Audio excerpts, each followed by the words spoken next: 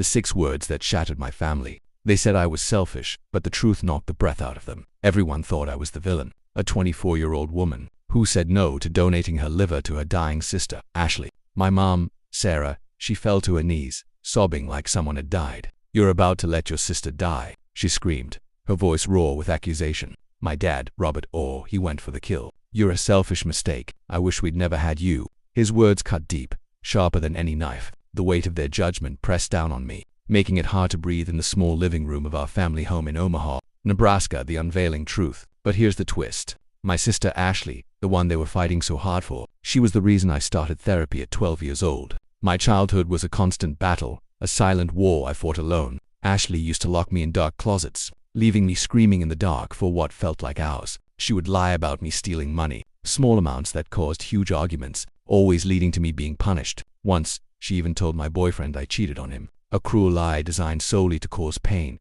just because she could. Not once, in all those years of torment, had she ever said sorry, not a single word of apology. And now, after all that, they wanted me to risk my life for hers, to sacrifice a part of myself for the very person who had made my life a living hell. I refused. I stood my ground, my voice steady despite the tremor in my hands. But they wouldn't listen. They dragged me to the hospital anyway, their grip firm on my arm, forcing a consultation. The air in the hospital hallway in Omaha was thick with tension, a mix of antiseptic and desperation. We were in a private room, the sterile white walls doing nothing to calm the storm brewing between us.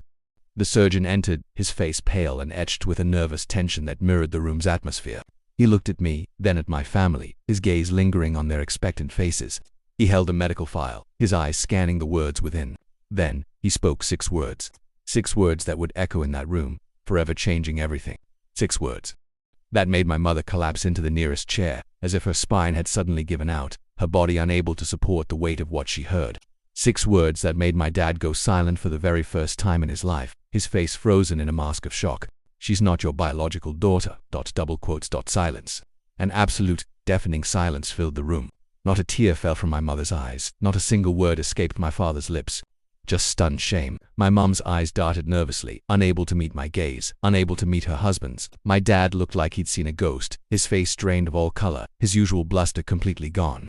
The doctor, oblivious to the bomb he had just dropped, continued to read from the file, his voice calm and professional. "Turns out I'm adopted, and they never told me."